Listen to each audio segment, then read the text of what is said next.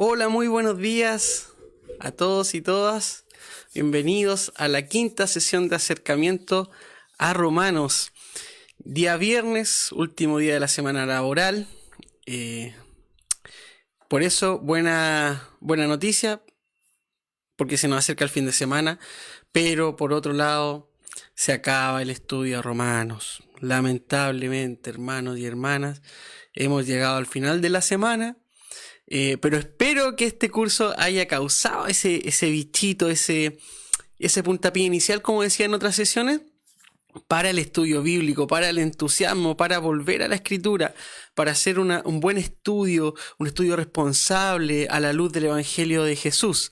Así que espero que hayamos logrado eso por una parte, porque hay muchos textos que no alcanzamos a abordar de Romanos, así que ahí se los dejo a ustedes y quizás, quién sabe, en alguna próxima oportunidad podamos hacer un estudio acerca de los que no alcanzamos a abordar. Así que, pero ahí la dejamos, ¿ya? Vamos a tener esta última sesión del libro de Romanos. Ojalá podamos tener otros estudios también en este formato más adelante, pero ahí los vamos a estar avisando. Hay mucho que escarbar, hay mucho que investigar, hay mucho que dar a conocer, hay mucho que darle una vuelta en nuestros pensamientos, mucho que darle una vuelta en las interpretaciones que hemos hecho de ciertos textos. Así que hay un lindo desafío, ¿cierto? Y en el marco del mes de la Biblia, nuestro propósito ha sido ese, ¿cierto? De darle énfasis al estudio bíblico. La importancia que significa, lo central, lo medular del mensaje está ahí. Así que también una invitación para valorar a todos los maestros y maestras que se dedican a la enseñanza bíblica en las distintas congregaciones, ¿ya? Así que un lindo desafío que tenemos también en base al estudio bíblico. Esperamos que todos los alumnos y alumnas, estudiantes de la Biblia, que quieran aprender más de Dios, que quieran aprender más del texto bíblico, estén ya preparados y listos con su Biblia en mano, su texto sagrado, ¿cierto? En la versión que ellos prefieran, que ustedes prefieran. En general, como les decía, nosotros trabajamos como texto base en la versión de la nueva versión internacional. Pero si tiene otro texto, de todas maneras va a ayudar a la interpretación y a ver cómo está traduciendo el texto, ¿ya? Como recomendación, eso sí, cierto, como buenos estudiantes deberíamos tener distintas versiones de la Biblia. Voy a saludar entonces a quienes se han conectado y quienes están mirando el video y nos mandan sus saludos, así que les invito a mandar sus comentarios. Y si tienen dudas, en el camino las vamos revisando, ¿cierto? Saludar a la clase de Viña del Mar, que siempre está presente. Los más fieles hermanos han sido los de Viña. Saludar a Anisa Oñate, buenos días. Dice saludo a todos, un hermoso día desde Viña del Mar. Qué hermoso Viña del Mar. Hace tanto tiempo que no he podido ver, pero esa bajada de Agua Santa, ¿cierto? Preciosa esa vista. Así que saludos para allá, para Viña. Esther Mulato, ¿cierto? Dice hola a todos, especialmente a la familia Oñate de Viña, que ya son estudiantes destacados en este curso. Catalina Bobadilla dice buenos días hermanos, lista para recibir la enseñanza de hoy. Muchas gracias. Y Danisa nos dice amén, somos profesoras de escuela dominical y en nuestro expositor bíblico hemos comenzado a estudiar a Romanos. Estas clases han sido de mucha bendición para aprender y poder transmitir esta enseñanza. Dios le bendiga a mi hermano, nos encantaría seguir con sus clases. Muchas gracias, Danisa, que me anima mucho este tipo de comentarios. Así que muchas gracias por tu comentario y esperamos, ¿cierto?, seguir aportando al estudio bíblico. Hernán dice, buen día, dale Juan. Ahí vamos, ¿cierto? Vamos que se puede. Javier Quevedo, buenos días, maestro, y a todos por aquí. Eso, muy bien.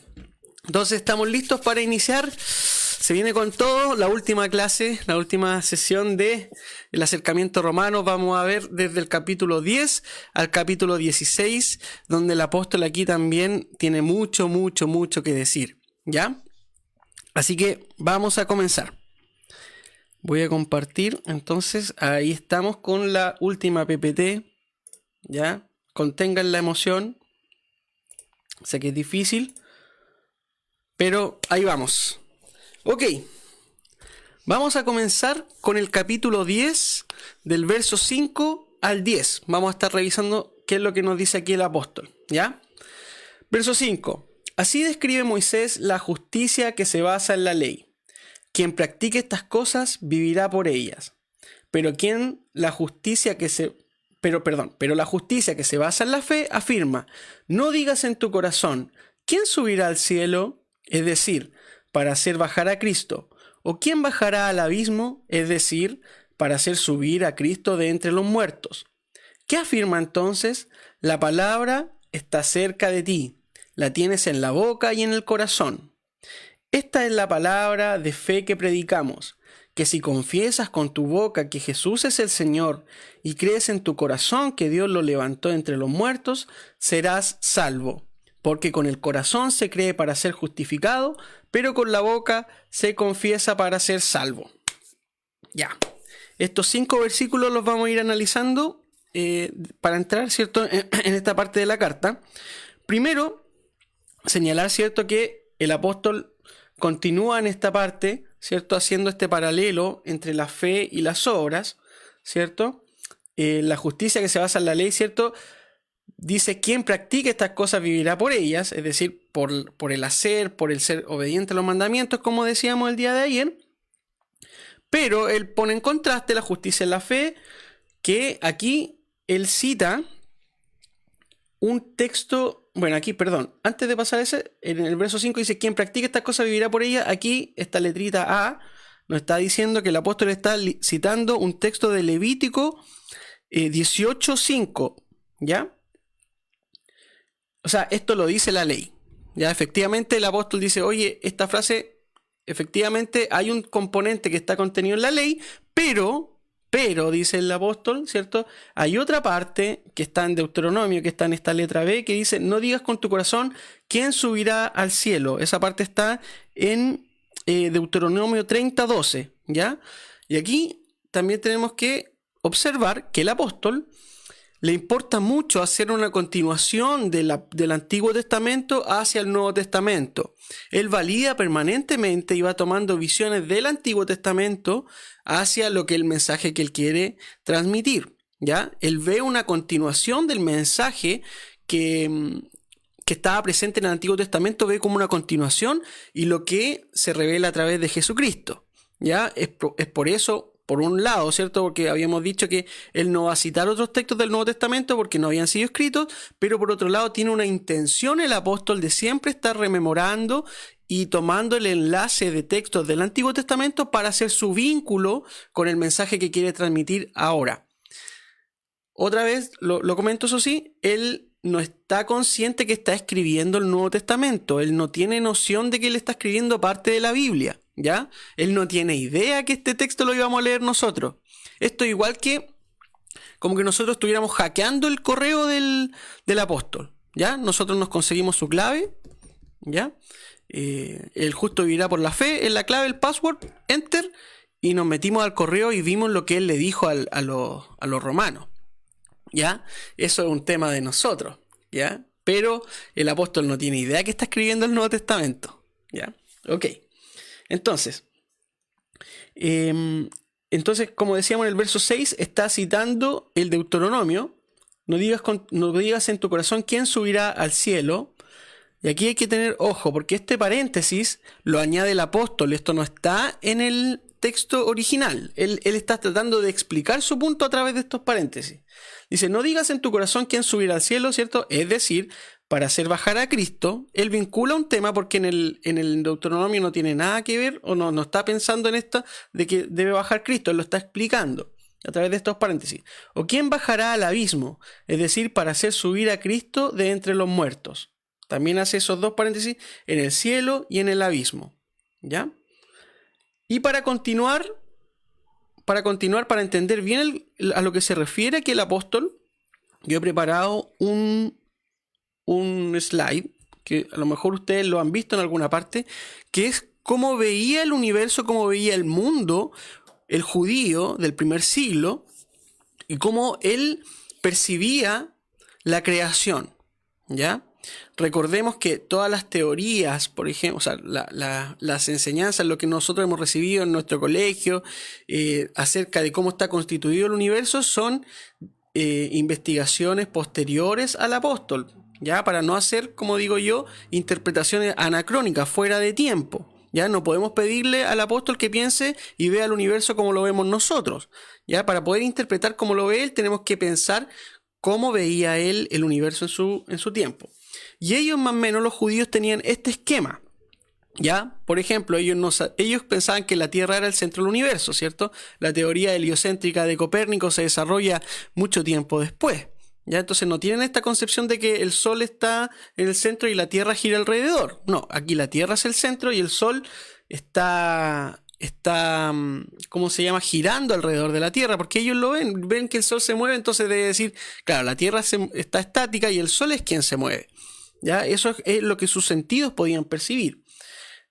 Lo otro, ¿cierto? No tienen esta concepción de la Tierra como una esfera, ¿cierto? No tienen esa concepción. Para ellos la Tierra es plana, porque ellos lo ven así, ven las extensiones de Tierra, entonces para ellos la Tierra es plana. Ya no tienen esta concepción de que la Tierra es redonda, que tiene capas, ¿cierto? Tiene un núcleo. Ellos no tienen en la cabeza eso, obviamente. Ya, pero nosotros sí, así que hay que hacer ese ejercicio de ver cómo lo veían ellos. Y para hacer el contexto de cómo veía el universo, ellos veían, ¿cierto?, la Tierra plana, donde estaban los montes, donde estaban los lagos, donde estaban los árboles, y esta era la Tierra que ellos veían, ¿ya? Y sobre esto había lo que se llama una bóveda, ¿cierto? Había una compuerta que detenía el agua que se encontraba arriba del firmamento, y esta agua rodeaba todo el universo, ¿ya? A lo que se refiere regularmente la Biblia como los abismos. Cuando habla de los abismos se refiere a esta agua que está alrededor del mundo, ¿ya? Y bajo esta bóveda, ¿cierto? Estas compuertas que sostiene Dios, están las estrellas, está la luna, está el sol, ¿ya? Y bajo de la tierra están las columnas donde ha sido cimentada la tierra, donde nosotros pisamos, y aquí se encuentra el Seol, que es el lugar donde iban a descansar, ¿cierto? Las personas cuando fallecían iban al Seol, ¿cierto? Entonces, esta concepción del mundo nos ayuda mucho, o sea, a entender esta concepción del mundo nos ayuda mucho a ver cómo están estructurados los textos bíblicos. Por ejemplo, cuando en el Éxodo dice, no te harás imagen de Dios en lo que está arriba en el cielo, ¿cierto? Lo que está acá, lo que está abajo en la tierra, en este nivel, y en las aguas debajo de la tierra, se refiere a este trozo de acá, ¿ya? Entonces vamos viendo cómo efectivamente en distintas partes da a relucir esta cosmovisión. Cuando dice, ¿cierto?, que viene el diluvio, ellos ven y dice que Dios abre las compuertas de los cielos, ¿cierto? Porque para que cuando ellos veían que llovía, ¿cierto?, decían, oye, ¿de dónde viene la lluvia? Es porque ellos pensaban que parte de estas compuertas se abrían y caía parte del agua a la tierra, ¿ya? Entonces ellos ven esta cosmovisión, esta figura del universo de esta manera, ¿ya? A través de estas compuertas. Eso. Entonces, cuando el apóstol piensa y dice, oye, ¿quién subirá al cielo para hacer bajar a Cristo? Ellos pensaban que fuera de todo esto, de este abismo, ahí habitaba Dios. Entonces ellos decían, ok, si Dios está acá arriba, ¿cierto? ¿Quién subirá al cielo para hacer bajar a Cristo? O ¿quién bajará al abismo, acá al Seol, ¿cierto?, para hacer subir a Cristo de entre los muertos, ¿ya? Está detrás esta forma de ver el universo, ya de ver el mundo. Y como decía, nosotros no podemos el día de hoy seguir pensando en la manera que vemos el universo, como veía el universo un judío del siglo I. Es decir, nosotros no podemos pensar que el infierno está abajo en la tierra, literalmente, ¿cierto? O que Dios habita en el cielo así más allá lejos. No tiene sentido, no podemos ver el mundo de esa dimensión. Ya sabemos cómo está estructurado el universo, ya sabemos, en cierta medida hay mucho que descubrir, esto es un mar de conocimiento. Nosotros tenemos conocimiento del universo muy poquito, pero hay algunas cosas que hayan sido descubiertas, ¿Ya? Entonces, para que tengamos en consideración cómo veía el judío el mundo. ¿Ya? Entonces, por eso hace esta aclaración de hacer bajar a Cristo del cielo, ¿cierto? O hacer subir a Cristo de entre los muertos. ¿Ok? Ya con eso claro, seguimos avanzando. Y aquí dice, ¿qué afirma entonces? Recordemos la forma que está utilizando el apóstol hasta el capítulo 10, de ir haciendo preguntas y desarrollando él mismo las respuestas como una forma de dar a conocer su argumento, ¿cierto? Entonces él mismo va diciendo, ¿qué afirma entonces? La palabra está cerca de ti, la tienes en la boca y en el corazón. Ya esto, como decía, está citando al Deuteronomio. Esta es la palabra que predicamos. Si confiesas con tu boca, es decir, aquí él ya hace una interpretación de eso, de ese texto, a través de Jesús, ¿ya?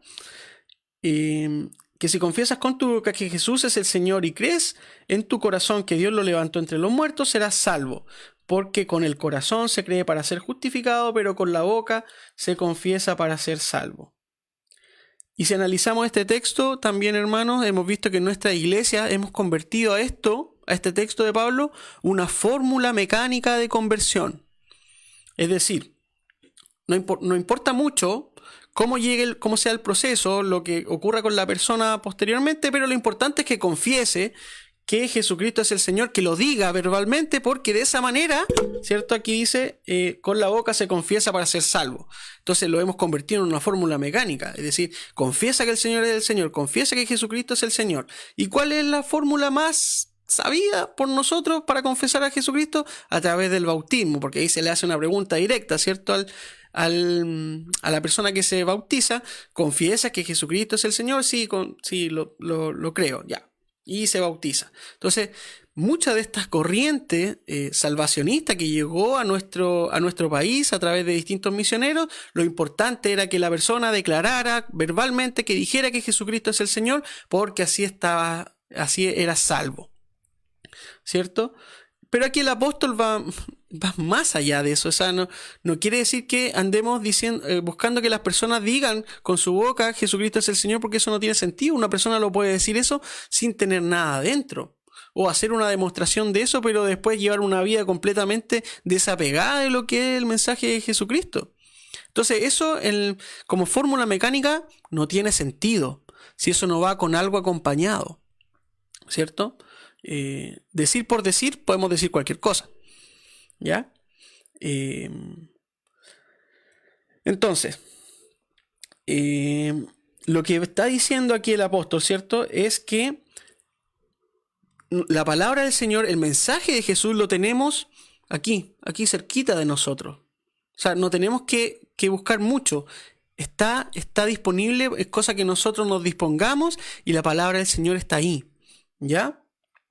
Y que si crees en tu corazón, el corazón, ¿cierto? No como el órgano que bombea la sangre, sino que el corazón como representación del simbolismo de los sentimientos, de lo que hay en el interior de las personas, ¿cierto? Entonces, si confesamos con nuestra boca, es decir, si nosotros buscamos a Dios en la cercanía y creemos en nuestro corazón, lo sentimos en nuestro interior y tenemos esa convicción profunda, ¿cierto? De que Él resucitó, entonces ahí cobra sentido la confesión, ahí cobra sentido la verbalización de confesar a Jesucristo como Señor, ¿cierto? Así que, primero que todo, dejar de tener esta noción de fórmula mecanizadora, ¿cierto?, para la evangelización de las personas, no andar buscando que las personas repitan y repitan por repetir, sino que el mensaje de Jesús sea encontrado de forma cercana por las personas y que cause una convicción profunda en su ser, ¿ya? Eso es lo que da a manifestar el apóstol, no esta fórmula mecánica, ¿ya? Perfecto. Continuamos, vamos a dar un salto ahora al capítulo 12, que a partir de este capítulo podemos también ver un quiebre en la forma que está escribiendo el apóstol. Vamos a analizar. Dice capítulo 12 de la Epístola de Romanos al verso 6. Dice así: tenemos dones diferentes, según la gracia que se nos ha dado. Si el don de alguien es el de profecía, que lo use en proporción con su fe. Si es el de prestar un servicio, que lo preste. Si es el de enseñar, que enseñe. Si es el de animar a otros, que los anime. Si es el de socorrer a los necesitados, que dé con generosidad. Si es el de dirigir, que dirija con esmero. Si es el de mostrar compasión, que lo haga con alegría. Muy bien. Como digo, no alcanzamos a ver todos los textos de Pablo, pero al inicio del capítulo 12 él viene haciendo una analogía del cuerpo. Dice, oye, nosotros tenemos como cuerpo de Cristo, somos un cuerpo con distintos miembros. ¿Ya? Una analogía que también hace en 1 Corintios 12, ¿cierto? Toma la misma herramienta para dar a conocer el funcionamiento de un cuerpo, el funcionamiento del cuerpo de Cristo, que es la iglesia. ¿Ya? ¿Cierto? Entonces él habla de los dones, que se refiere al charisma de Dios, ¿cierto? Entonces vamos analizando. Primero, tenemos dones diferentes. Lo primero que tenemos que hacer, hermanos, es reconocer las distintas habilidades y distintos regalos y formas de servir al Señor en nuestra congregación. Hay hermanos que tienen dones que por temas de funcionamiento estructurales son más visibles. Pero hay otros dones que van por detrás, ¿cierto? Que a veces no tienen esa visibilidad, pero son igualmente importantes. Entonces, valorar a estos hermanos que, por ejemplo, si se hace un evento en la iglesia, es tan importante la persona que está en el escenario, ¿cierto? Dando a conocer o animando a las personas, como aquel que se queda a lavar las ollas después de que ha terminado el evento, los que se quedan a ordenar las sillas, ¿cierto? Dios nos dio distintos dones, Dios nos dio distintas formas de poder trabajar para Él. Entonces, tanto las personas que están al frente de una manera más visible, como aquellos que trabajan, como se dice, entre comillas, tras bambalinas, son igualmente importantes. Aquí no hay dones primordiales o secundarios, ¿ya? Entonces, valorar y reconocer la contribución que realizan todos los hermanos en la congregación, ¿ya? Nosotros tendemos a espiritualizar ciertos dones y a poner una jerarquía superior sobre otros, ¿ya? ¿Por qué lo digo? Porque aquí, en general, el apóstol, ¿cierto?, está haciendo un pequeño listado de algunos dones que están presentes en las comunidades.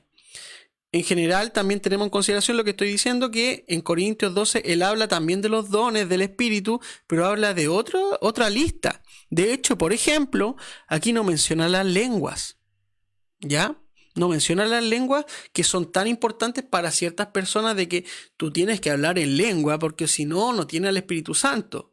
Acá él no está hablando, ni siquiera menciona las lenguas ni cerca, ¿ya? Entonces no se trata de decir esta es la manera, esta es la forma de expresarse, estos son los dones que tenemos que buscar.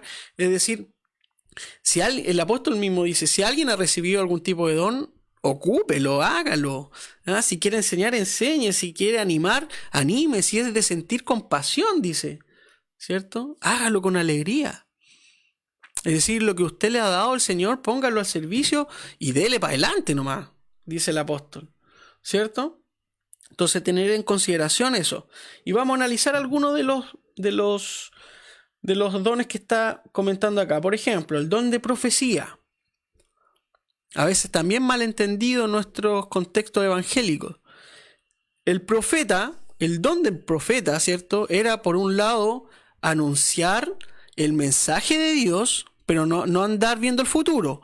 Era anunciar el mensaje de Dios y por otra parte denunciar las injusticias, decir lo que estaba mal, ¿cierto? Recurrentemente vemos en los profetas del Antiguo Testamento que ellos dicen, oye, cambiemos nuestro comportamiento, volvámonos a Dios, mostremos ciertas características para poder alinearnos a lo que Dios nos está diciendo. Es decir, por un lado anuncian el mensaje de Dios y por otro lado denuncian lo que está mal dentro de la gente, ¿ya? Pero no tiene nada que ver con andar haciendo una predicción del futuro, ¿ya? El profeta no era un Pedro Angel, ¿cierto? Con una bola de cristal. No tiene nada que ver eso con el Evangelio de Jesucristo, ¿ya? Y hemos visto que muchas veces ese don en nuestras congregaciones se toma como alguien de que, como te digo, como digo, está anunciando algo para alguien, ¿cierto? Que entra como una especie de trance y empieza a decir las cosas que van a suceder a una persona, a la congregación, y ese sería el don de profecía. Pero no tiene nada que ver con andar suponiendo y elucubrando el futuro, sino más bien algo situado en el presente, ¿cierto? Con respecto a la profecía. Tampoco se trata de andar haciendo un show de esto, ¿ya? Hemos visto que en nuestros comportamientos evangélicos muchas veces hay personas que andan diciendo, no sé, hoy yo siento que aquí hay una persona que tiene dolor de estómago, ¿ya? Como si eso fuera un don de profecía, pero eso no es, a la luz de la Biblia no tenemos que andar haciendo cierta superstición. Jesús no andaba diciendo, hoy aquí yo siento a alguien que está cojo. Que venga para acá el cojo, que pase aquí al frente porque voy a hacer una demostración de cómo Dios va a curarle la cojera, ¿no? ¿Cierto? Jesús lo que hace, sus milagros, su forma de mostrar el reino de Dios a través de las sanidades es para mostrar el amor que tiene Dios con las personas, ¿cierto? Y esta forma de que en esa enfermedad se encontraba el pecado, es decir, el hombre, la persona, el ser humano, somos libres del pecado, ¿cierto? Pero no tiene nada que ver con andar haciendo un show sobre eso, ¿ya? Así que ojo cómo interpretamos y cómo ejercemos la profecía en nuestras congregaciones, ¿ya? Lo otro, ¿cierto? Prestar un servicio, que lo preste. El servicio viene de la palabra griega, aquí la tengo, diaconeo, ¿cierto? Es muy importante el servicio en la estructura de nuestras congregaciones, ¿cierto? Incluso Jesús se presenta como el servidor, ¿cierto? Él dice, él invierte la pirámide, ¿cierto? Donde el amo, el que es servido, el más importante en la sociedad, él la invierte y dice, no, el que sirve es el más importante, es el mayor. Y él mismo, ¿cierto? A través de un ejemplo de lavar los pies a sus discípulos, él se convierte y él dice, oye, yo he venido aquí a servir. ¿Ya? Entonces también tener, como decía, en consideración la valorización de los distintos dones en nuestras congregaciones, ver que Jesús también fue un servidor. Él es el ejemplo del servidor, de quien se entrega, de quien tiene una entrega incondicional para los demás, por amor. ¿Ya? Entonces tener en consideración el servicio. Si es el de enseñar, que enseñe, ¿cierto? De impartir, de transmitir la verdad del Evangelio. Si alguien tiene ese don, hágalo, lo animamos, ¿cierto? Si es el de animar a otros, del griego parakaleo, también que lo haga, que anime, ¿cierto? Si es el de socorrer a los necesitados, que dé con generosidad. Dice, ¿cierto? Si es de dirigir, que dirija con esmero. Y si es de mostrar compasión, que lo haga con alegría. Es decir, hay que ser sensibles. Hay que ser sensibles también a lo que viven las personas y acompañar la vida de ellos. ¿Ya? Entonces vemos distintos dones, vemos distintas formas de poder contribuir al evangelio y al trabajo en las comunidades. ¿Ya? Entonces tener en consideración esos distintos dones. Vamos a avanzar dentro del mismo capítulo 12 en el verso 9. Aquí el apóstol ya hace un quiebre. ¿Ya? Pero antes de hacer este quiebre, vamos a hacer un paréntesis y vamos a ver, porque he visto algunos comentarios que han llegado y no quiero que se queden muy atrás. ¿Ya? De los que no han comentado y que no leí, dice Sarita Rivero, un abrazo a Sarita, dice, buen día a todos, qué bueno es aprender cada día, Dios bendiga tu vida, Juanito. Muchas gracias, tía Sarita. La hermana Sandra, buen día profesor y compañeros. Nancy Mulato, buen día para todos. Jaime Tolosa dice, buenos días, saludos desde Viña, la clase de Viña, ¿cierto? Ahí la lleva. Javier nos dice, con respecto a los abismos, el salmista deprimido decía, Dios mío, mi alma está abatida en mí, me acordaré por tanto de ti desde la tierra del Jordán y de los Hermonitas, desde el monte de Mizar, un abismo llama a la voz de tus cascadas, ¿cierto? Todas las ondas y tus olas han pasado sobre mí. Efectivamente, claro, aquí el salmista también hace alusión a esa visión del abismo, ¿cierto? Un abismo llama a otro abismo a la voz de tus cascadas, ¿cierto? Del agua, ¿cierto? Que rodea este universo. Gracias, Javi, por la contribución. Jaime Tolosa nos dice: hermano Juan, cuando mencionó el puntero, regresé en el tiempo al campo de Chacamo, recordando a mi querido profesor Martín Mulato que lo usaba. Mis saludos y respeto. Gracias por su valioso tiempo para enseñar nuestros grandes conocimientos de la bendita palabra de nuestro Dios. Atentamente, Lidia Oñate. Uy, qué lindo. Me emocionó mi abuelito. Mi abuelo. Ya. Vamos a continuar. Ya. Verso 9 dice, ¿cierto? El amor debe ser sincero. Aborrezcan el mal, aférrense al bien. Ámense los unos a los otros con amor fraternal, respetándose y honrándose mutuamente. Nunca dejen de ser diligentes, antes bien sirvan al Señor con el fervor que da el Espíritu. Alégrense en la esperanza, muestren paciencia en el sufrimiento, perseveren en la oración, ayuden a los hermanos necesitados, practiquen la hospitalidad, bendigan a quienes los persiguen y bendigan y no maldigan. Alégrense con los que están alegres, lloren con los que lloran, vivan en armonía los unos con los otros, no sean arrogantes, sino háganse solidarios con los humildes. No se crean los únicos que saben. Bien, aquí como decía el apóstol, viene a hacer un quiebre a partir del verso 9 y podemos ver otra cara del apóstol. Ya veíamos que en la primera mitad él trató de manera muy dura a los gentiles y judíos que habían en las comunidades, ¿cierto? Le habló firme, le dice: oye tú, judío, que te jactas de la ley, ¿cierto? ¿Se acuerdan que revisamos esa forma de hablar? Fue duro, fue firme, ¿ah? Dejaba las cosas claritas el apóstol, pero también él no deja solamente ese lado duro y que podríamos ver tan intransigente, sino vamos viendo a partir del verso 9 cómo también va dejando la dulzura que tiene el ministerio de Pablo, el cariño que hay detrás, ¿ya? Él no andaba con garrote y agarrando a palos al resto de las personas, sino también tenía cierto ese mensaje dulce que nos deja el Evangelio de Jesucristo. Si vemos este texto, primero, tener en consideración que aquí, como le decía, él cambia el estilo, ¿ya? Veíamos que él utilizaba, ¿cierto?, en la primera parte la diatriba, ¿cierto?, este imaginario, un sujeto imaginario, el cual le iba haciendo preguntas, contrapreguntas y llegaba a las conclusiones. A partir de acá, si vemos, en el verso 9 ya no hay ninguna pregunta, ¿cierto? Notamos eso, ya no hay ninguna pregunta. Y el apóstol va pasando de un tema a otro muy rápidamente, ¿ya? Y como decíamos, este estilo se llama paraenesis, ¿ya? Que por un lado buscaba instar a adoptar actividades, es decir, ¿cierto? Está haciendo como mandamientos cortitos, así como aborrezcan el mal, aférrense al bien, ámense los unos de los otros, no dejen de ser diligentes, va como uno tras otro dejando claro algunos preceptos. Él cambia aquí el estilo de la pregunta-respuesta, ¿ya? Vemos marcadamente cómo lo está haciendo. Por otro lado, ¿cierto? Va este estilo de la paraenesis, pasa rápido de un tema a otro, ¿cierto?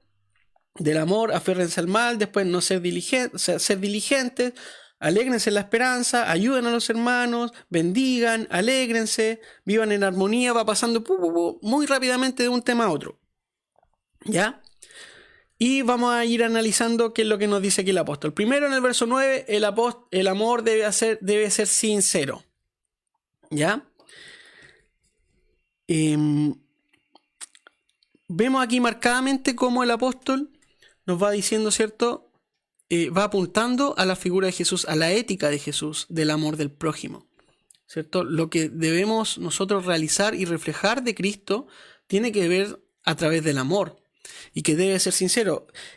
Sincero viene del griego anhipócritos, que literalmente significa no hipócrita, que se refería esa palabra a los que eran actores y representaban un papel en el teatro, por ejemplo, ¿cierto? O sea, nos dice aquí el apóstol que el amor no debe ser un teatro, ¿cierto? No debemos hacer las cosas por representar algo que esté vacío, algo que lo hacemos por mostrar, ¿cierto? Sino el amor debe ser honesto, debe ser sincero, ¿ya? Asociado al término, ¿cierto? El amor no es un teatro, ¿ya? Tiene que quedar súper claro, el amor no se trata de representar cosas, ¿cierto? Se debe sentir y ser honesto. Y si vamos viendo, no sé ustedes, pero cuando yo leo esto, al tiro me huele a unas palabras de Jesús. Huele, tiene el aroma, ¿cierto? La estructura, la forma de hablar al sermón del monte, ¿cierto? A las bienaventuranzas. Sermón del monte en Mateo, sermón del llano en Lucas, ¿ya? Ahí hay una clave también hermenéutica. Bueno, ahí se las dejo como tarea, porque en Mateo habla de las bienaventuranzas como en un monte y en Lucas habla el mismo sermón pero en un llano, ¿ya? Eso hay una clave ahí detrás. Se los dejo como tarea para que investiguen, ¿ya? Pero más allá de eso, el mensaje que está contenido acá tiene mucho en línea, ¿cierto? Del amor al prójimo. Amen a sus enemigos, ¿cierto? Va muy en línea con esa enseñanza de nuestro Señor Jesús, ¿cierto? Amarse los unos a los otros, ¿cierto? Y con amor fraternal. Aquí hay una clave. Tiene la raíz en el griego del amor filio, de Filadelfia, que significa amor de familia, ¿ya? Es decir, nosotros debemos amarnos unos a otros como si fuéramos familia, ¿ya? Cuando nosotros tratamos de hermano o de hermana a las personas que están en nuestra congregación, no lo hacemos porque es una tradición. No lo hacemos porque, bueno, aquí todos nos tratamos de hermanos y hermanas. Y a veces no me sé ni el nombre de la persona, pero le digo hermano o hermana y salvé, ¿cierto? Eso como que a veces lo ocupamos como muletilla o como excusa para señalar a otro. Y tratamos, oye, hermano, hermana aquí, hermano acá, pero dimensionamos a través de lo que estamos diciendo, cómo nos relacionamos, la dimensión del amor fraternal del apóstol al referirme a otra persona.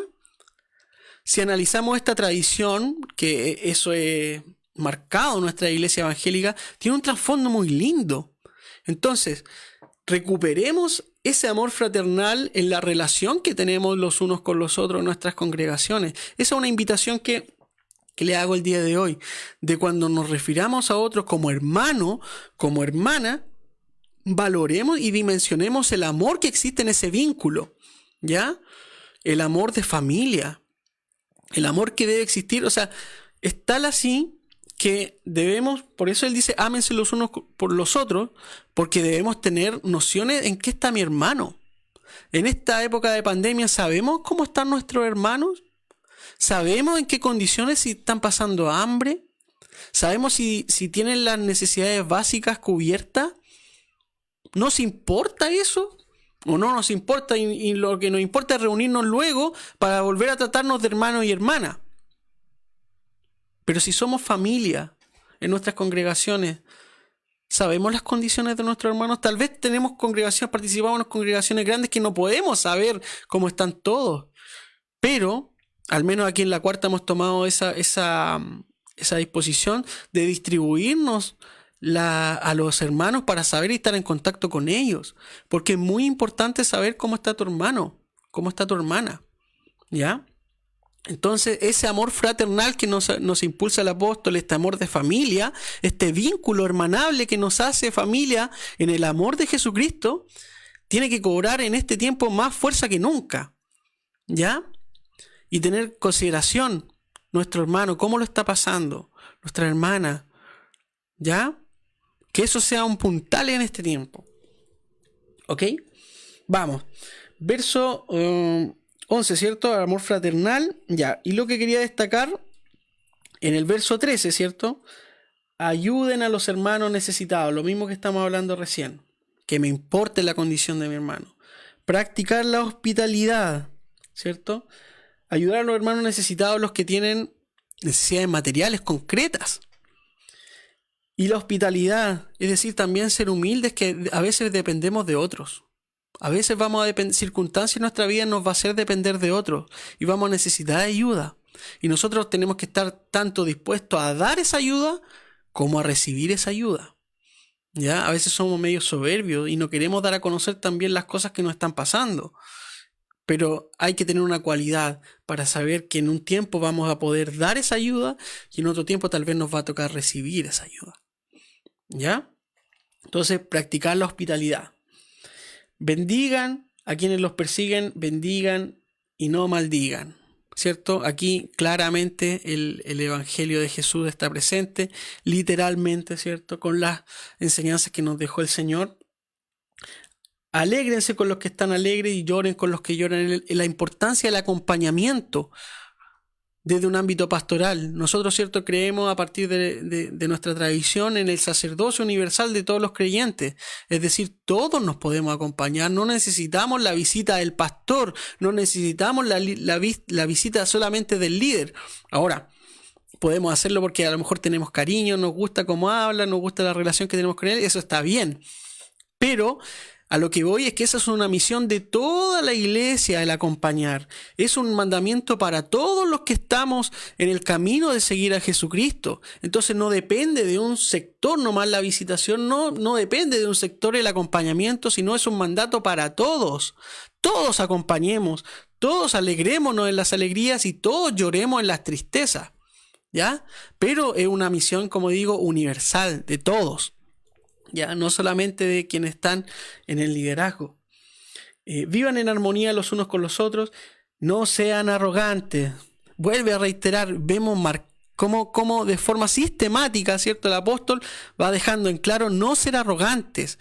No cabe la jactancia de la ley, dice, ¿cierto? No, esto no es un tema para andar llenándose la boca, ¿ya? Sino hacerse solidarios con los humildes. Tomando en consideración la palabra, ¿cierto? Solidarios con los humildes, es decir, identifíquense con quienes son excluidos. Pensemos en nuestra sociedad, ¿quiénes son los excluidos? ¿Quiénes son mirados mal socialmente? ¿Quién le hace la cruz a cierto sector social? ¿Quiénes son los más perjudicados en nuestro entorno? A ellos nosotros debemos abocar nuestro trabajo del Evangelio. Las buenas nuevas no son, como dice Jesús, el médico, el que está sano no necesita el médico. Los enfermos necesitan el médico. Pero el médico es Jesús, no somos nosotros. ¿Ya? Entonces tenemos que identificarnos con esos sectores que están siendo excluidos en nuestra sociedad para mostrarles el Evangelio de Jesucristo. ¿Ya? Eso tiene que ser también una visión fundamental en nuestra forma de estructurarnos. No encerrarnos en nuestras cuatro paredes, no sentirnos cómodos nosotros nomás y los que nos acomodan y nos amoldan las doctrinas de Jesús. Estamos aquí calentitos, tibios, en un templo, tranquilos. Si no se trata, además de eso, no se trata que uno no tenga que estar cómodo en la iglesia. Ojalá esté lo más cómodo. Pero tenemos que tener la noción y la conciencia del sentido que todo esto que hacemos, todas las doctrinas, toda esta enseñanza del estudio bíblico, tiene que ir finalmente en un destino para hacerse solidarios con los humildes, identificarnos con el prójimo, con los excluidos. El saber por saber no nos va a llevar a ninguna parte. Importantísimo es tener una buena interpretación bíblica, una sana doctrina, como decimos en la iglesia evangélica, pero esa sana doctrina tiene que tener un fruto en el que sufre.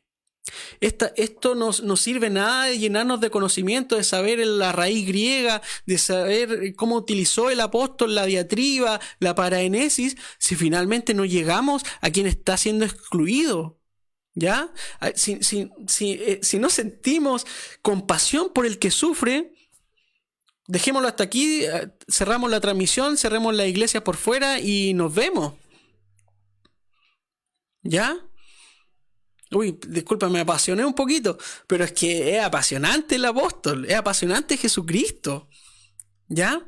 Entonces tengamos en consideración eso, en cuenta la dimensión que significa sostener todo este cuerpo doctrinal, pero que va en función de algo específico, que va en función de algo práctico en la vida de quienes son humildes. ¿Ya? Seguir a Jesucristo no significa aceptar un cuerpo doctrinal.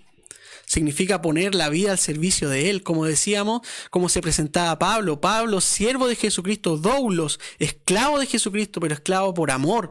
Yo pongo mi vida al servicio de lo que Dios necesite. Para donde Dios me quiera llevar, allá voy a ir. Y nuestro servicio está con los que son humildes, los excluidos. ¿Ya? Hermosa palabra. No se crean los únicos que saben, ¿cierto? También lo conversamos un poquito el día de ayer. Esto no se trata de solamente conocimiento, no se trata de llenarnos la cabeza de información, porque estamos lejos de tener una posición para la cual jactarnos. ¿Ya? Vamos a avanzar, ya vamos finalizando, vamos llegando al final de esta hermosa carta, ¿cierto? En el capítulo 15...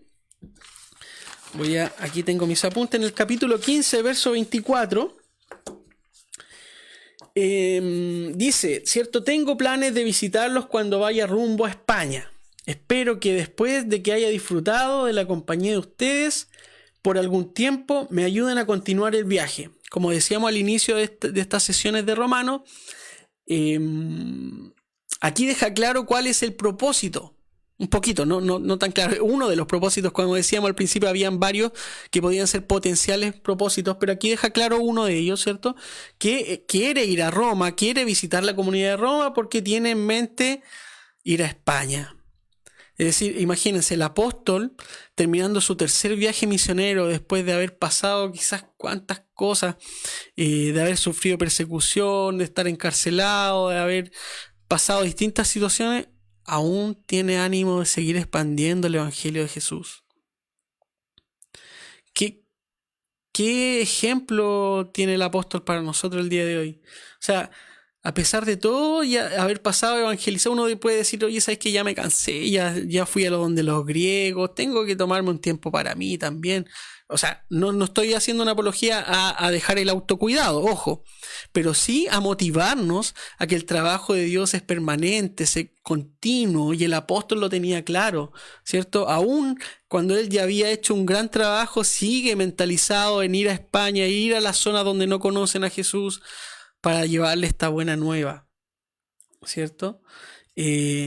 Nos dice, ¿cierto?, que aquí hay una clave también cuando dice que me ayuden a continuar el viaje. ¿Se acuerdan que habíamos dicho que uno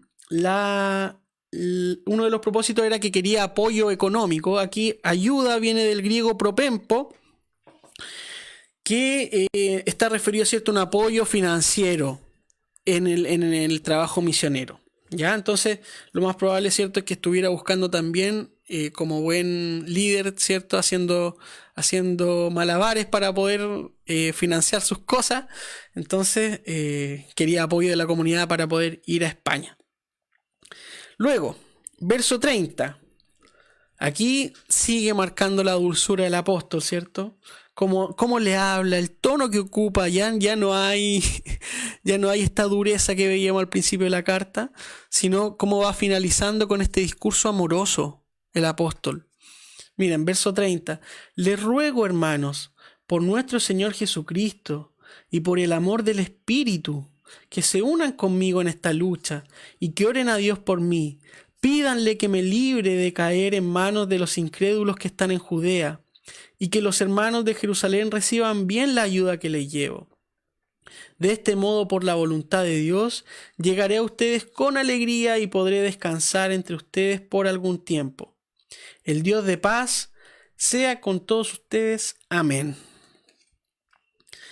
Qué lindo el apóstol cómo va finalizando aquí esta estructura de la carta. Y vamos viendo, ¿cierto?, ese tono dulce, como decíamos, les ruego, le dice, hermano, les ruego. Alguien que sea con un liderazgo así tan déspota, tan tirano, nos anda diciendo, hermanos, por favor, les ruego que por nuestro Señor Jesucristo y por el amor del Espíritu se unan conmigo en esta lucha. ¿Ya? Vemos el carácter dulce del apóstol, tierno. Unirse en la lucha. Aquí podemos podemos abordar la lucha a que se refiere el apóstol. Podrían ser dos cosas, o podrían ser más, pero a la luz de lo que hemos hablado, primero, ¿cierto? Esta lucha de esta competición interna del judío con el gentil, ¿cierto? De ya romper esa barrera que está tan marcada, tanto en la comunidad romana como en el pensamiento también de muchos judíos, de, ¿cierto? Andar poniendo preponderancia en un grupo sobre otro, ya unirse al apóstol en esta lucha, en esta visión de romper ese esquema, ¿cierto? Y por otro lado, también se puede referir en esta lucha a la expansión del evangelio, ¿cierto? En el apoyo misionero, unirse con ellos en el propósito que él quiere, llevar esta buena nueva a otros territorios, ¿ya? Y que dice aquí también, ¿cierto? Que oren por mí. Otro ejemplo que nos deja el apóstol del estilo de liderazgo. No es autosuficiente. Él no se cree el manda más, ¿cierto? El que lo puede todo, el que no necesita del resto. Él deja, ¿cierto?, traslucir en este texto cómo necesita de la oración, del apoyo de los hermanos para continuar su labor, ¿cierto? Y deja en importancia lo que es la oración.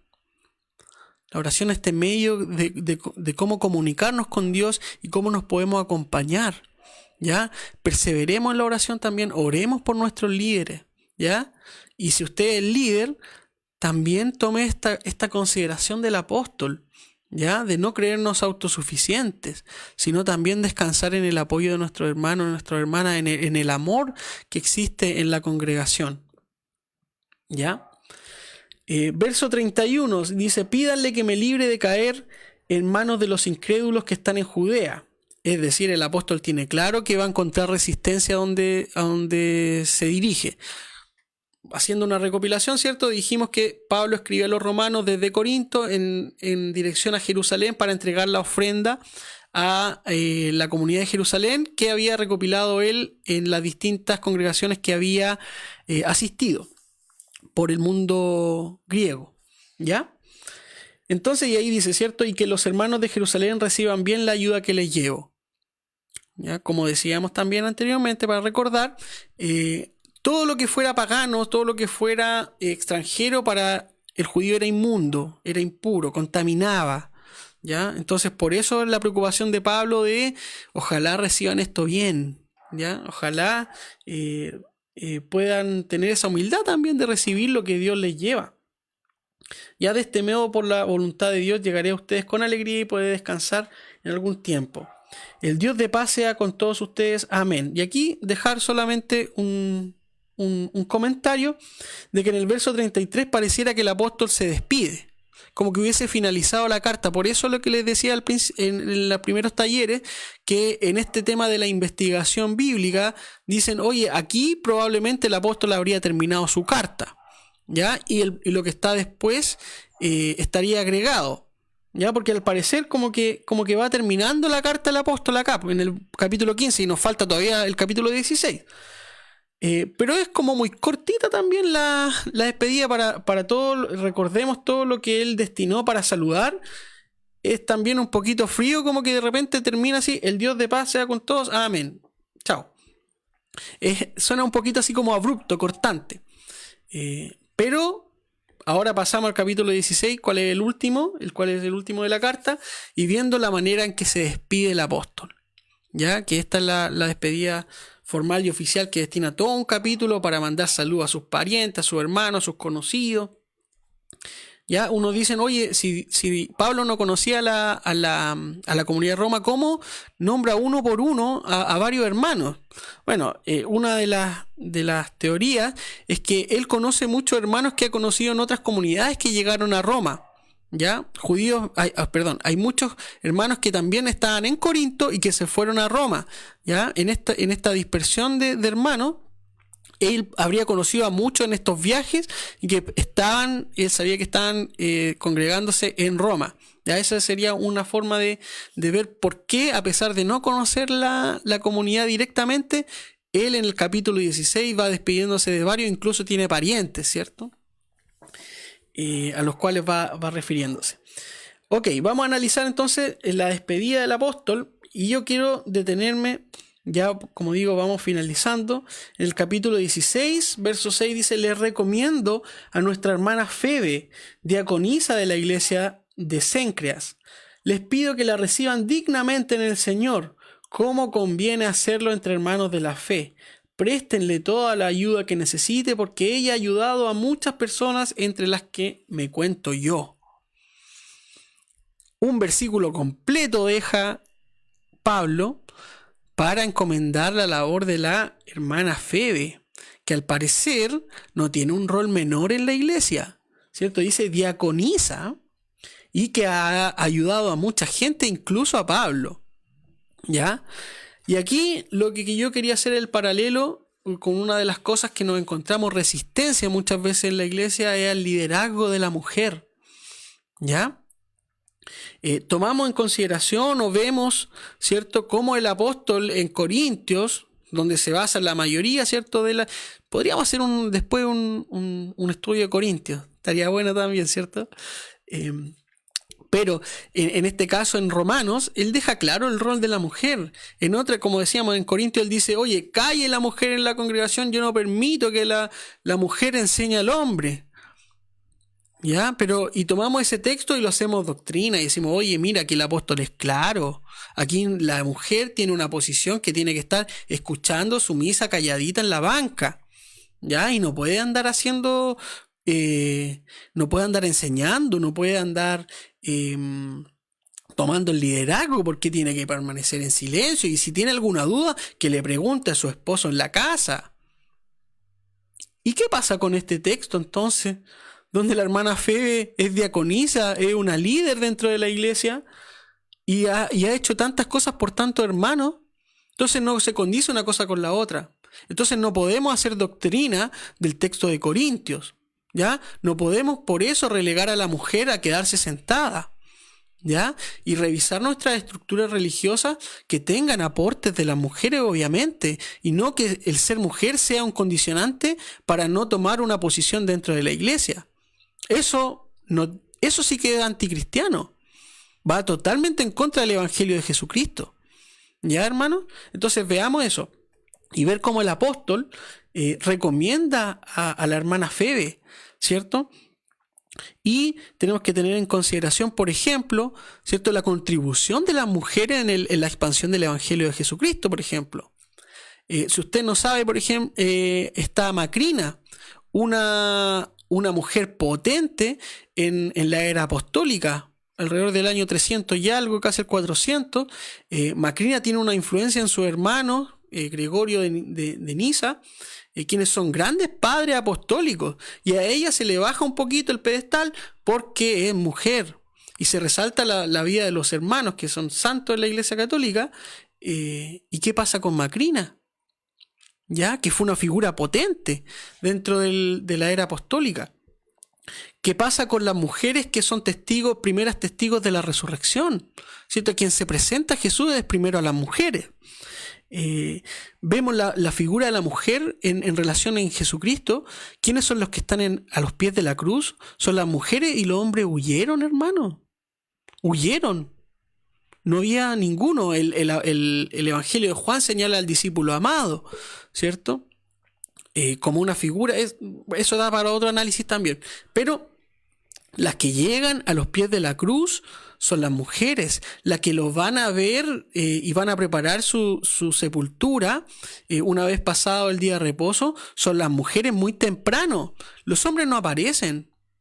Entonces, si Jesucristo le dio tanto énfasis a la relación, a la vida de las mujeres, al trabajo de las mujeres, nosotros no podemos tomar los textos del apóstol para hacerlos doctrina y bajar el lugar que les dio Jesús a las mujeres. Tenemos actitudes de mujeres que no vemos en ningún hombre. Por ejemplo, la mujer sirofenicia, que se postra a los pies de Jesús y le dice: oye, las migajas de los perros, o sea, las migajas del pan que caen de la mesa, hasta los perros lo comen.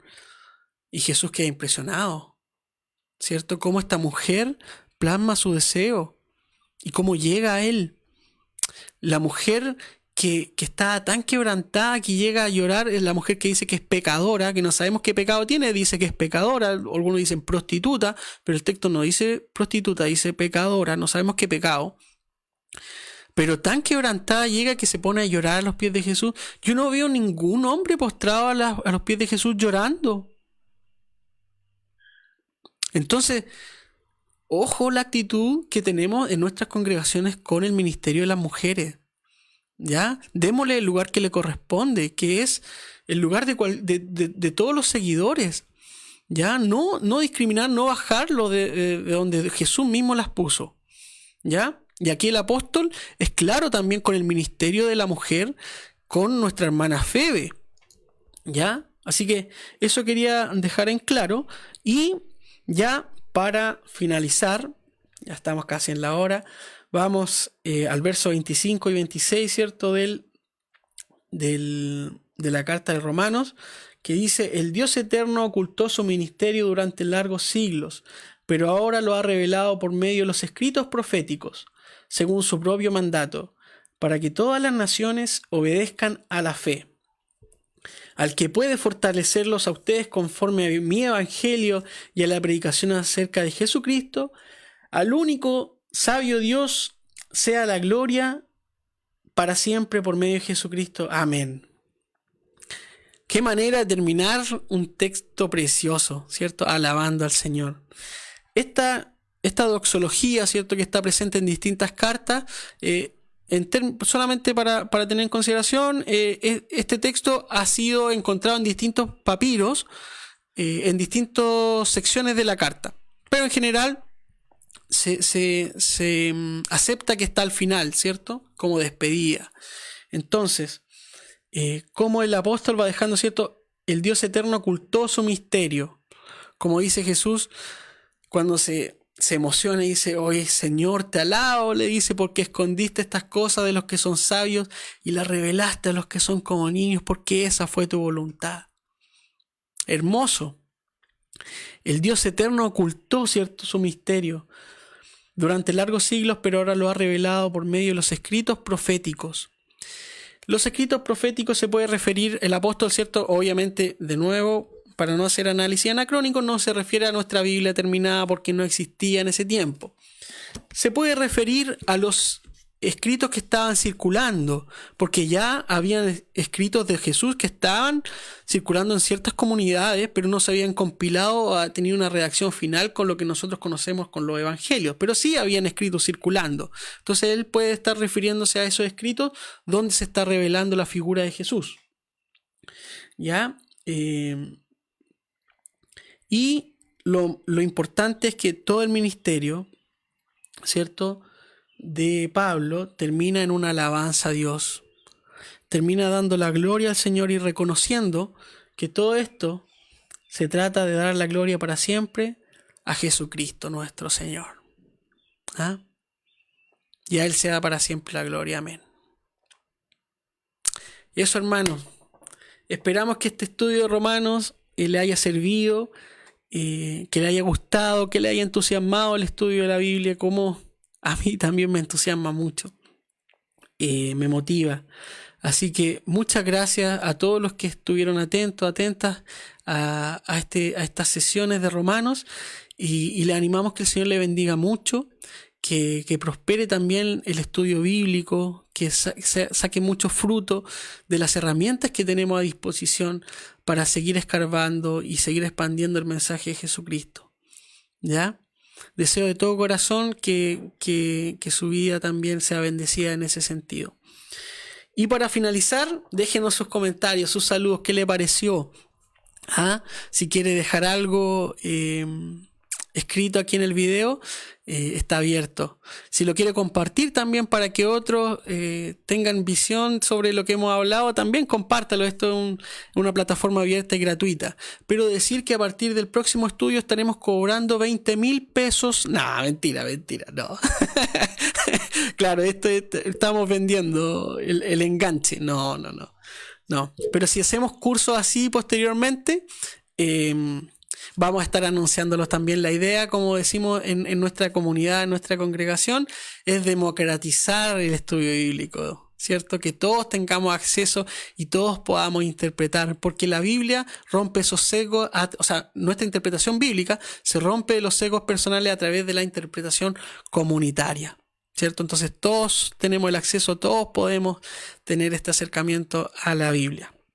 Muy bien, voy entonces a despedir a quienes nos han acompañado. Saludar especialmente a la clase de Viña, a toda la familia Oñate, a todos los que nos vieron desde allá. Qué rico que nos pudimos conectar y acompañar. Unas manitos así nos manda Javi. Sarita, cierto, muy clara la exposición, excelente. Hernán nos dice: gracias por recordar a mi viejo querido que viaja conmigo en una caja dorada en mi corazón. Abrazos a todos y todas, muchos cariños por Viña y ánimo con todo. Gracias, Juan, por todo en el mes de la Biblia. Como dice la Mistral refiriéndose a la Biblia, cómo alguien puede ser tan fuerte sin ese pan y dulce sin esa miel. Así es. Danisa nos dice: amén, gracias por este hermoso estudio y sí, nos gustaría seguir con Corintios, clase de Viña presente. Súper.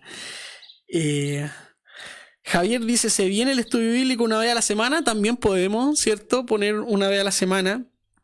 Yo contarles que esta semana la tuve de vacaciones en mi trabajo, por eso tuve la opción de poder hacer este estudio que me tenía intrigado, apasionado el tema de Romanos. Entonces ahí le propuse a Hernán poder, en el marco del estudio de la Biblia, del mes de la Biblia, poder hacer este estudio, así que pudimos ahí hacer un nexo.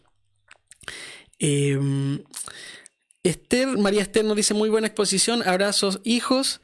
Catalina Bobadilla dice: muchas gracias, hermano Juan, por esta hermosa enseñanza que ha sido muy propicia para nosotras como profesoras de escuela dominical, que comenzaremos el estudio de Romanos. Súper, qué buena noticia.